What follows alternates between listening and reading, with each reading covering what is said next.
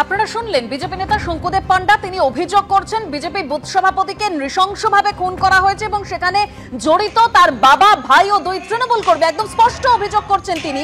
সঙ্গে সঙ্গে পুলিশকে নিশানা করেছে, রাজ্য পুলিশের বিরুদ্ধে অভিযোগ করছে। পুলিশ কি বলছে এবার আমরা শুনবো। আমাদের প্রতিনিধি পার্থপ্রতিম ঘোষ রয়েছেন আমাদের সঙ্গে। পার্থ, পুলিশের তরফে কি বলা হচ্ছে?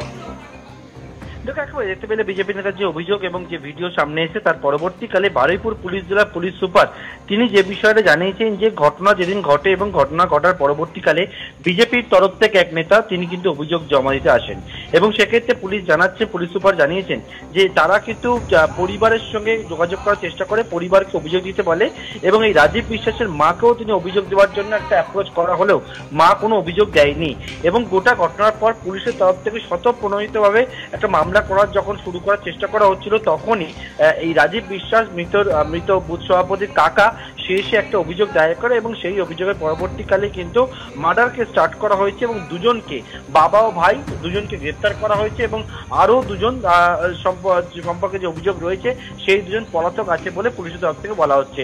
অন্যদিকে পুলিশের বিরুদ্ধে যে গাফিলতি বা যে অভিযোগগুলো আনা হচ্ছে সেই অভিযোগ সম্পূর্ণভাবে পুলিশের তরফে অস্বীকার করা হয়েছে। দেবস্মিতা, পার্থ, তুমি আমাদের সঙ্গে থাকো। বারুইপুরে বিজেপির বুথ সভাপতিকে নৃশংসভাবে খুনের অভিযোগ করছেন শঙ্কুদেব পান্ডা। আর যে তৃণমূল কাউন্সিলর অর্চনা মল্লিক বারুইপুরে 15 নম্বর ওয়ার্ডের এই কাউন্সিলরের বিরুদ্ধে অভিযোগ করছেন, তার বক্তব্য এটি পারিবারিক বিবাদ, তৃণমূলের কেউ জড়িত নয়।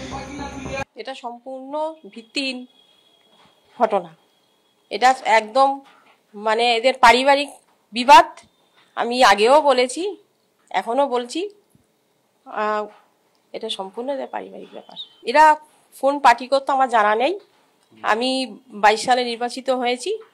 আমি আসার পর থেকে আমি কোনোদিন দেখিনি এরা যে কোন পার্টি করে।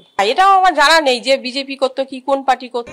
যেখানে এই ঘটনা ঘটেছে বলে বিজেপির তরফে অভিযোগ করা হচ্ছে সেই জায়গার ছবি তুলে ধরেছেন আমাদের প্রতিনিধি পার্থপ্রতিম ঘোষ। বারুইপুর থানা এলাকার উকিলপাড়া এই হচ্ছে সেই ঘটনাস্থল, যে ঘটনাস্থলে দেখতে পাওয়া যাচ্ছে সম্পূর্ণভাবে সিল করা অবস্থা রয়েছে এবং ঘেরা অবস্থাতেই রয়েছে। যেটা অভিযোগ করা হলো বিজেপির তরফ থেকে যে ভিডিও ফুটেজ সামনে নিয়ে আসা হয়েছে এবং সেখানে দেখানো হলো যে এই যে বাড়ি যেটা সিল করা অবস্থা রয়েছে এই বাড়ির ভেতরে কিন্তু নৃশংসভাবে এই খুনের ঘটনাটি ঘটে এবং বাবা ও ভাই ছাড়াও যে বিষয় বিজেপির অভিযোগ যে অন্য 2 তৃণমূল কর্মীও কিন্তু এই ঘটনার সঙ্গে যুক্ত রয়েছে এবং বাড়ির ভেতরে তাকে নৃশংসভাবে মারধর করা হয়। তার পরবর্তীকালে পেট্রোল ঢেলে গায়ে আগুন লাগিয়ে দেওয়ার চেষ্টা পর্যন্ত করা হয় বলে অভিযোগ এবং এই বিষয়ে যে বিষয়টা বিজেপির তরফ থেকে অভিযোগ করা হচ্ছে মূলত রাজীব বিশ্বাস সে সক্রিয় বিজেপি কর্মী ছিল এবং বুথ সভাপতি ছিল এবং সেই কারণেই তাকে কিন্তু এই খুনের ঘটনাটি ঘটানো হয়েছে এবং ইতিমধ্যে যে ঘটনাস্থল সেই ঘটনাস্থল সম্পূর্ণভাবে ঘেরা অবস্থাতে রয়েছে। পুলিশের তরফ থেকে যে বিষয় বলা হচ্ছে সেটি হচ্ছে ঘটনায় বাবা ও ভাইকে গ্রেপ্তার করা হয়েছে এবং আরও দুজনের খোঁজে তল্লাশি চালানো হচ্ছে। তবে একবার নৃশংসভাবে যে খুনের ঘটনাটি ঘটলো সেই ঘটনার পরবর্তীকালে যে বিষয় উঠে আসছে যে বিজেপি কর্মী হওয়ার দরুনই কিন্তু তাকে এই খুনের ঘটনাটি ঘটানো হয়েছে এবং গোটা বিষয়টাকে বিজেপির তরফ থেকে অভিযোগ অনেক ক্ষেত্রে তারা লক্ষ্য করেছে ধামাচাপা দেওয়ার একটা চেষ্টা করা হচ্ছিল।